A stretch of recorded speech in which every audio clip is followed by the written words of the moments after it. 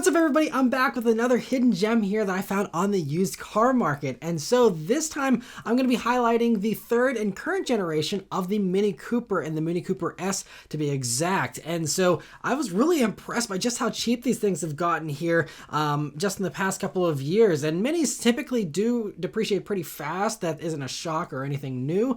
The most shocking thing is that these are depreciating as fast as the older ones, which were much more unreliable. These newer ones are a lot more reliable. They're actually even recommended by Consumer Reports a few years back. Very solid vehicles. I'll get into the reliability here in a minute. But, you know, if you see this video, you might be like, oh, well, of course Minis are cheap. They're unreliable. That was the case for the first two generations, the R53s and the R56s. I had an R56 Mini, was hands down the most unreliable vehicle I've ever owned. Those are kind of hit or miss. Some people do have good luck with them. I just did not. But these newer ones, it sounds like they did a lot more BMW engineering, and so they share a lot more components with BMWs. And so as a result, mechanically, they're really, really solid little vehicles. And so, yeah, I'm going to get into some of the pricing here of these and talk a little bit more about the reliability and some of the things that you do still need to look out for. So I'm here on Auto Trader, and let's check out the pricing. So I'm going to be looking at both the F56, which is the two-door version, and the F55, which is the four-door version, which also came out here for the 2014 model year. Was the first model year for this new generation of the Mini Cooper S. And like all the times I'm looking at these listings here, I'm looking at any distance, so we're anywhere in the United States here. I'm looking at stuff under 75,000 miles just to keep the mileage reasonable, even though these do seem to last, you know, well beyond that. I'm also looking at no accident vehicles here, so nothing that's wrecked that's, you know, an outlier that's, you know, showing a low price for no reason. And so, but I mean, as you can see here, I mean, the cheapest one's $12,000 here for this one, 61,000 miles too, so not bad. And it's also not a first model year. This is a 2015, not even a 2014. Supposedly the 2014 manuals, they had some issues with the transmission that was fixed under warranty, but you know, there were some of those you know, you might see on a Carfax of a 2014 that might have had an issue when it was newer, but they seem to be pretty solid here all across the board. And I was actually able to talk to the Miniac, who has a YouTube channel all about minis, and so he's really an expert in these things. And so you can check out his channel if you want all the details. He's going to be doing more videos on these as well, and he might even do a buyer's guide down the road on all the details of these minis. But he gave me some really good reliability info here, which I'll be sprinkling into this video. But anyway, so this one, you know, we'll check out here, $12,000, 61,000 miles. I like looking at the Carfaxes every once in a while just for kicks to see, you know, obviously there's no accidents, but to see if there's anything else, any kind of serious service records or anything. And looks like it's had a control arm replaced on this one, radiator replaced. So maybe this one had a minor little bump or something, so maybe that's part of why that one's a little bit cheaper.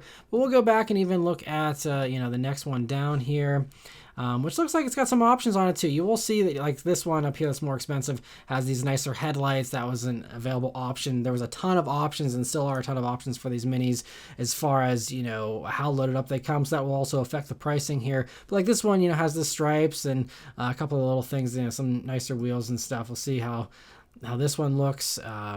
I really like this color too. And also it's worth noting, so I'm looking at S's here, and that's just because I'm an enthusiast. I like the sporty stuff, and I know most people on this channel do as well. But actual non-S Mini Coopers also are actually not much cheaper. They're maybe $1,000 or $2,000 cheaper for a comparable non-S. So even if you're not super into performance, unless you want the better fuel economy of the 3-cylinder turbo of the regular Cooper, otherwise you might as well just go for an S. You're not really paying much more. So anyway, this one looks at, it says it had regular oil changes here. And seems to be pretty much, yeah, just usual stuff. Brakes replaced at 42,000. Fuel injection system checked, but it looks like everything's okay. Just normal, you know, checks and all that. And yeah, flawless. And whenever I was talking to the Miniac, he really said that, you know, these things are pretty solid. There's very little, I mean, there's really nothing that goes wrong with them mechanically. There's lots of people that have, you know, 6-digit odometers on these things with no problems whatsoever. And so, you know, like this one here is an automatic. That is one thing you'll see is that, you know, trying to find manuals is a little bit harder. Now, there's a pretty good take rate for the manual on these minis, so it's, you know, not quite as hard as it is on some other vehicles. You know, there are a decent amount of manuals out there, but you will see that, you know, some of the cheaper ones out here are automatics. But I mean, just, still just solid little cars. You have almost 200 horsepower, over 220 pound-feet of torque in these little things. And of course, you can tune them since they're turbos and make more power if you want.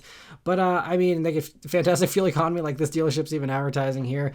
30 city, 42 highway. I mean, so you just have a really fun little vehicle that is a really solid little thing mechanically, as well as, the way that it drives. I haven't driven the non-electric version. I only drove the electric Cooper SE of this generation. Unfortunately, have not driven any of the gas ones, but I'd love to try one out sometime here and see what it's like to drive. But they seem like really fun vehicles. The R56 and the R53 that I have driven were fantastic fun, just such cool little vehicles. But I mean, so the summary here as far as the pricing goes, I mean, there's lots of these things here, under 75,000 miles. I mean, they're going up in price here a little bit now, 14 grand for some of the nicer ones. And of course, it'll come down to what options you want and how many miles you want and all that. And you will see some of these 4-door ones are also available for the similar type of money. So it's not just the 2 doors, it's 4 doors as well that can be had nice and cheap. And whenever you went on to, I believe it was 2015 or 2016 model years is when you had the convertible come into the fray. You could get one of those as well if you'd like. And, those are a little bit more expensive. I don't see any of those here in these cheaper used listings, but you will see, by the way, there was a little bit of an overlap. So 2014 did have a convertible, but that was a previous generation. So one thing to keep an eye out for there. But 2014, the hardtop was the new gen here. But yeah, now if you want even more power, there's the John Cooper Works version, which was going to be a little bit more expensive as well. But another option there if you want even more performance out of these. But I mean, it's just there's a lot of these listed up here too. I mean, there's tons and tons of these things all listed up for well under $20,000, and you can really refine it down even further if you want to get something that's really in pristine shape for well under 20. I think you shouldn't have any problem being able to do that. And so just a really fun little car, and the fact that now this generation is actually reliable makes these a really strong recommendation in my mind. Obviously there are some competitors you can get. For example, there's like the Fiat 500. I also looked up those. You can get those a little bit cheaper. They have a little bit less horsepower, and Fiats typically seem to be a little bit less reliable. I haven't done a deep dive into their reliability, so I can't say definitively. But, I actually have seen quite a few of these on the side of the road waiting for a tow truck.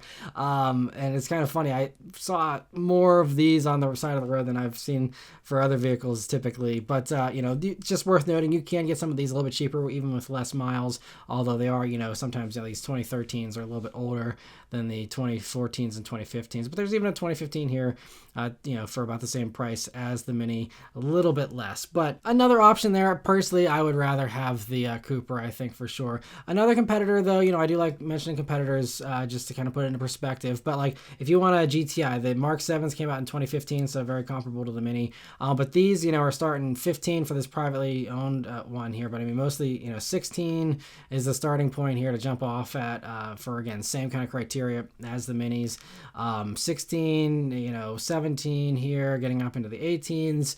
And GTIs, by the way, are, not perfect reliability wise either. So I honestly think the Cooper is probably at least equivalent to those, if maybe even slightly more reliable. Now, if you want something from Volkswagen and you're okay with Beetles, I know they kind of, have a divided, more divisive kind of, opinion as far as some people hate them, some people, seem to like them. I know they have the, kind of chick car stigma about them still for some reason, unfortunately. But I really like this new generation, and these also are about the same price here as the Mini, and it's, again, kind of a retro look like the Mini and all that.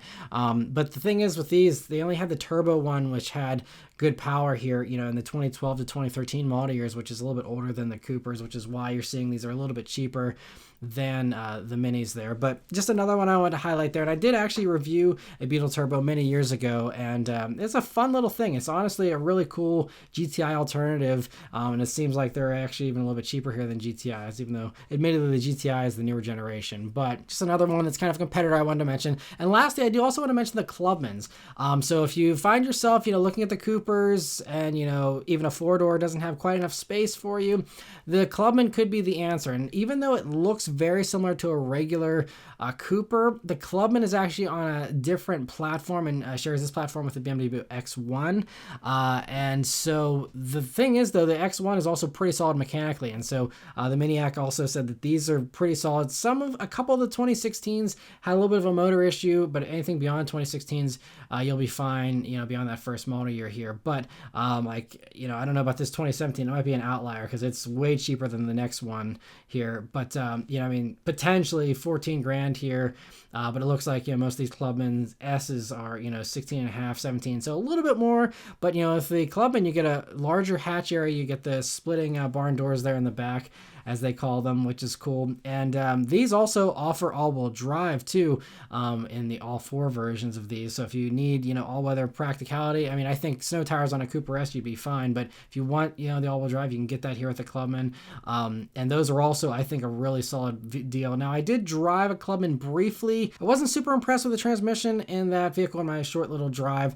Just wasn't super sporty or, just didn't seem super responsive. But I actually did also, whenever I was over in the United Kingdom a few years ago, I had the SD Clubman as a press vehicle and drove that all over the UK and really enjoyed that one and had a great time in that. So the Clubmans are great. I actually do have, a decent amount of experience in them.